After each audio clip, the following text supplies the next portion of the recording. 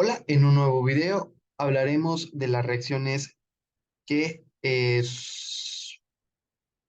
aparecen mucho en los libros de la química orgánica y de que los que se hablan en la universidad. En su nuevo video hablaremos de las reacciones en SN2 en su canal preferido de Asesorías Estrada.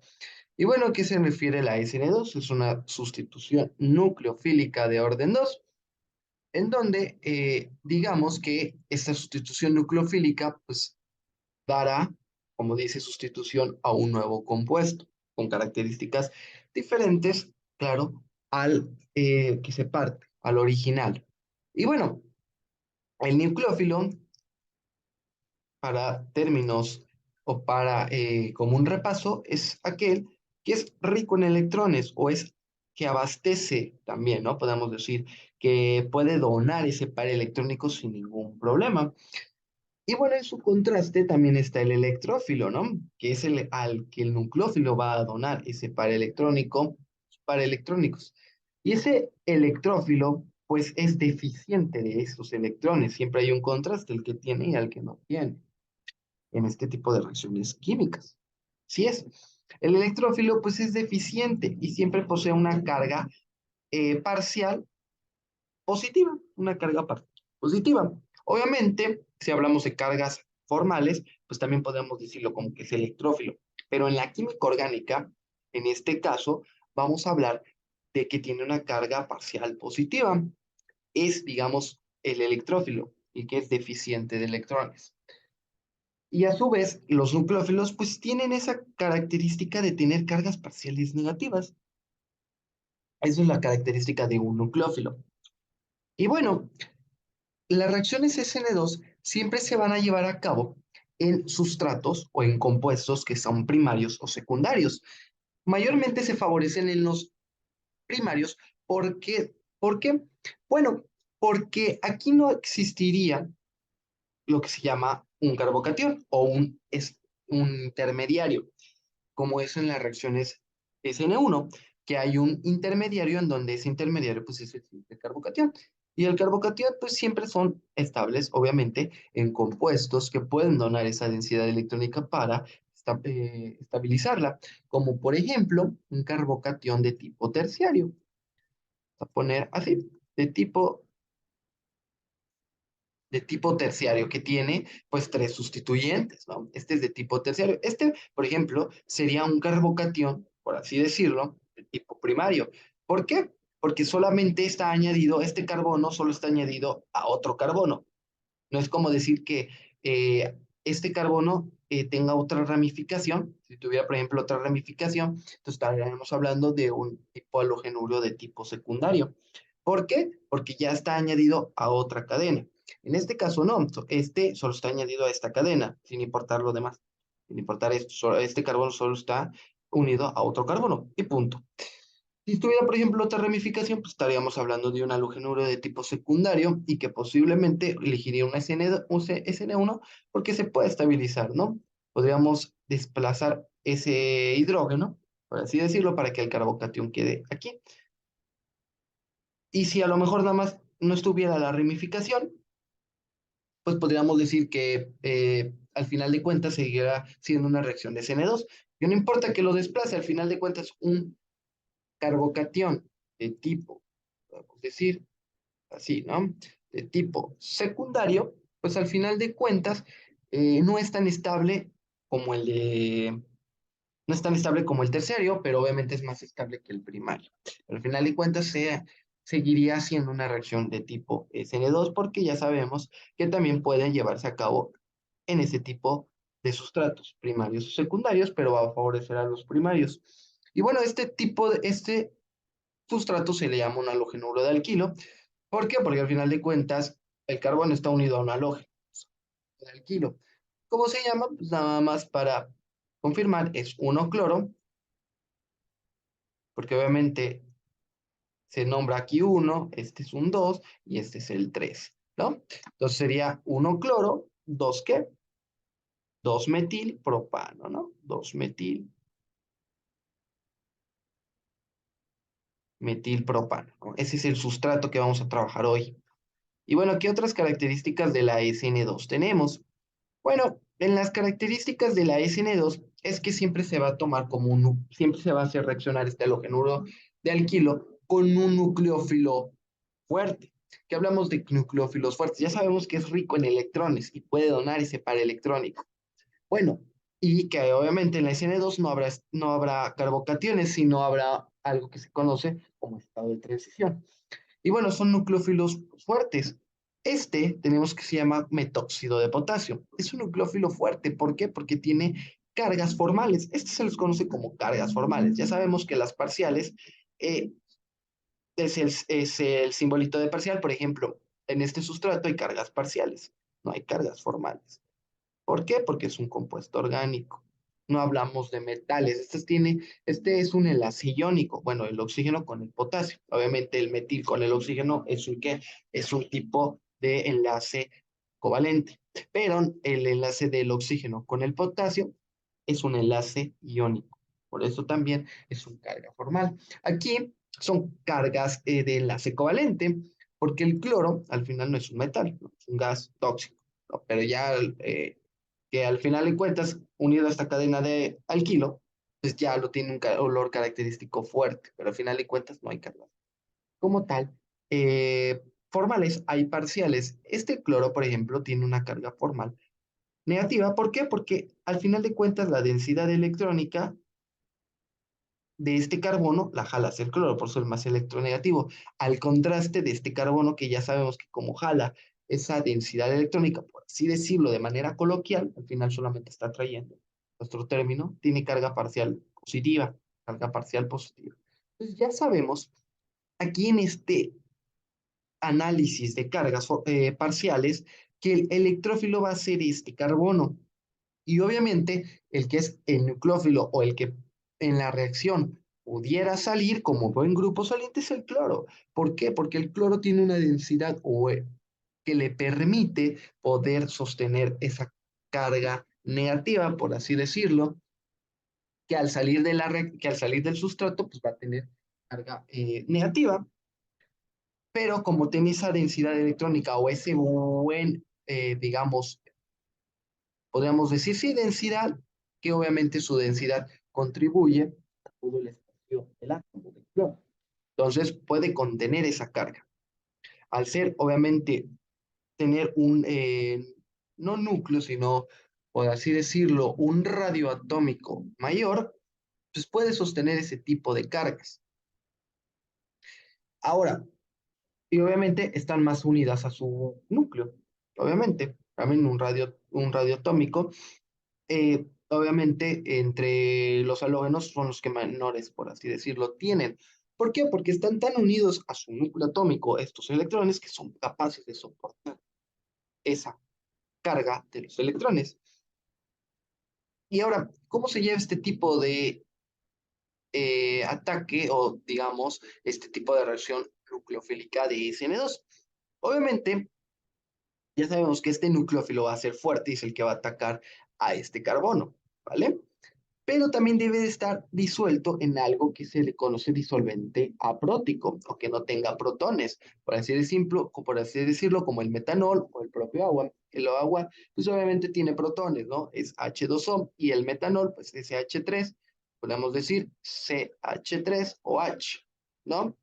Si estuviera disuelto en esto, ya no se llevaría a cabo este tipo de reacciones SN2, si no, pues no se llevaría a cabo, ¿no? Porque ni siquiera un SN1, porque ya sabemos que el sustrato no cumple el sustrato porque es de tipo primario. Y para ser un sustrato de SN1 debe ser secundario o terciario. Entonces, ya si aquí tenemos metanol y tenemos este nucleófilo fuerte, pues obviamente no se va a llevar a cabo la reacción. O tardaría mucho, o ni siquiera alcanzaríamos a ver si reacciona o no este nucleófilo fuerte con este sustrato primario. No, no se llevaría a cabo. Sería muy lenta también. Y bueno, ¿por qué aprótico? Bueno, al final de cuentas, ¿por qué aprótico? Bueno, al final de cuentas, este disolvente ayuda a poder retener la carga de nuestro metal o de nuestra carga formal positiva. Para eso sirve lo aprótico, porque si no, entonces reaccionaría con eso y podríamos decir que se llevará a cabo otros subproductos mayor rendimiento que lo que necesitamos. Pero bueno, al final de cuentas, para eso sirve el disolvente a prótica. Para poder, obviamente, retener esta carga y que se lleve a cabo bien, bien nuestra reacción y tener rendimientos buenos. Bueno, ya esos rendimientos buenos también dependerán de nuestra práctica en el laboratorio para saber los métodos de separación o de purificación de nuestro compuesto. Por ejemplo, aquí se puede llevar a cabo en un, al final de cuentas, como son el sustrato puede ser al éter no soluble o que no se disuelvan, como va a ser en nuestro caso, porque va a ser más polar.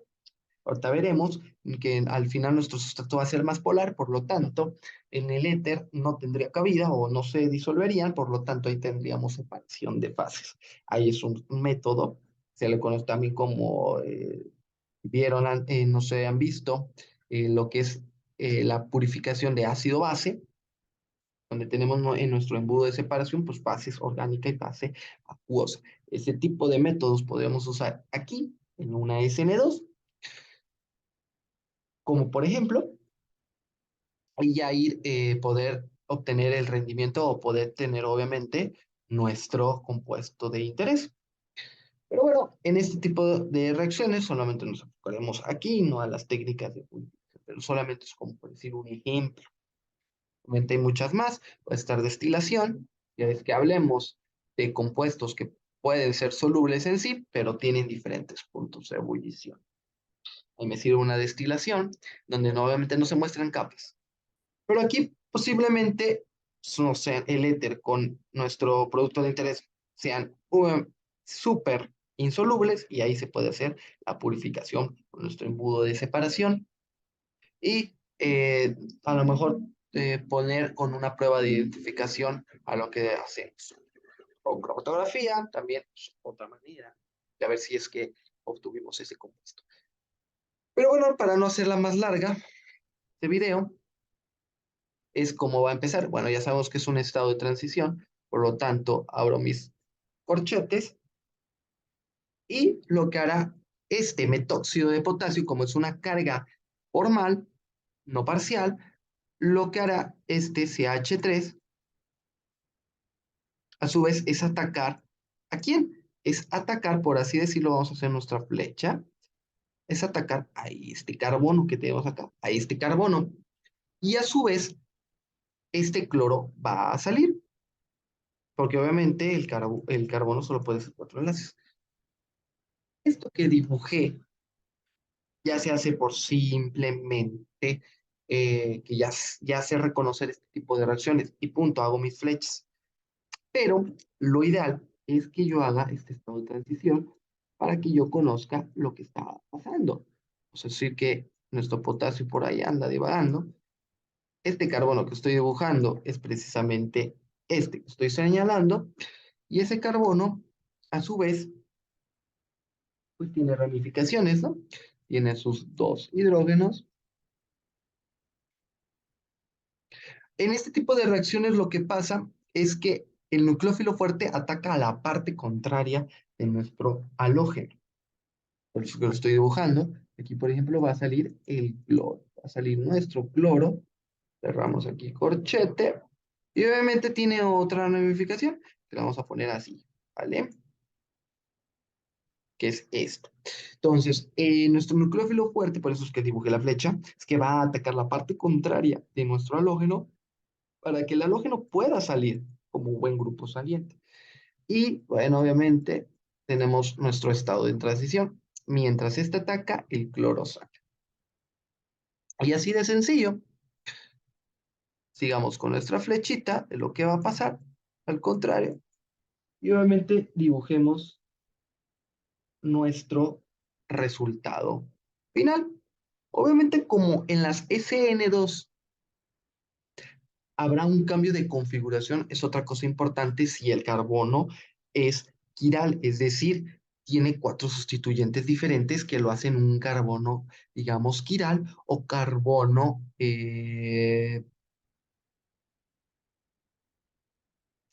quiral, eh, carbono asimétrico, también se le conoce como carbono asimétrico. Entonces, sus cuatro sustituyentes son diferentes, ese se llama el carbono quiral. En este caso no, porque sus sustituyentes no son diferentes, hay dos iguales, el hidrógeno, entonces, pues no es carbono quiral. Pero si fuera un carbono quiral, entonces la configuración cambia. Estamos diciendo que va a atacar la parte contraria, parte de atrás. Por lo tanto, la configuración absoluta, que es la de R o S, va a cambiar en el compuesto. En este caso, no, no va a cambiar. Lo ponemos entonces, lo que obtuvimos, podemos dibujar como sea. Yo lo voy a dibujar como si fuera lo contrario. Y tenemos que es el oxígeno y el CH3. Es lo mismo, solamente que como si lo hubiera volteado. Es lo mismo, pero también lo podemos dibujar como lo teníamos acá, como lo teníamos de este lado. También se puede dibujar de esta forma. Aquí mi oxígeno, obviamente el carbono, acá, acá y acá. Así tenemos también, ¿y qué? Al final, ¿qué salió? Ah, pues también salió el cloro con una carga formal negativa, más teníamos que, más potasio positivo. Obviamente, esto se va a unir, va a atacar el cloro, pues, obviamente, ¿para qué? Para que a su vez obtengamos, pues lo siguiente,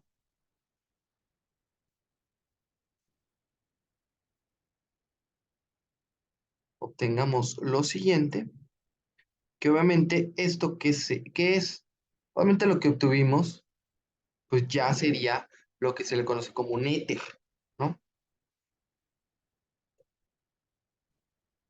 ¿Por qué? Porque es un oxígeno formado con dos cadenas. Eso ya se le conoce como éter.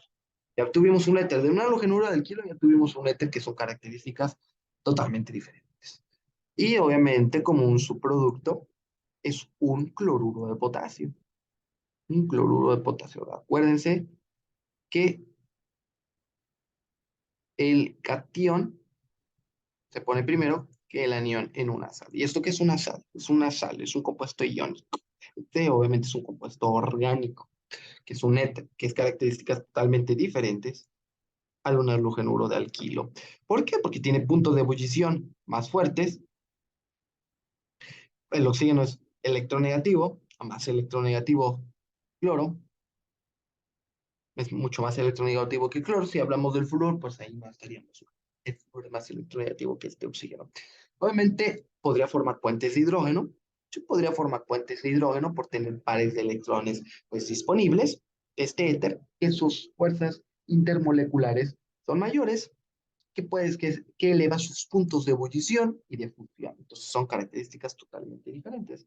Pero ya podemos analizar, ¿no? Desde esta perspectiva ya podemos analizar que nuestro compuesto es totalmente diferente al que teníamos en un principio y que con esta reacción así rápida y sin tener mucho que pensar, pues tenemos otro compuesto totalmente diferente que ya podemos aplicar técnicas de purificación para obtenerlo y decir que este tiene punto de ebullición más fuerte por la característica del oxígeno, punto de fusión más fuerte porque al final el punto de ebullición eh, tiene fuerzas intermoleculares más fuertes.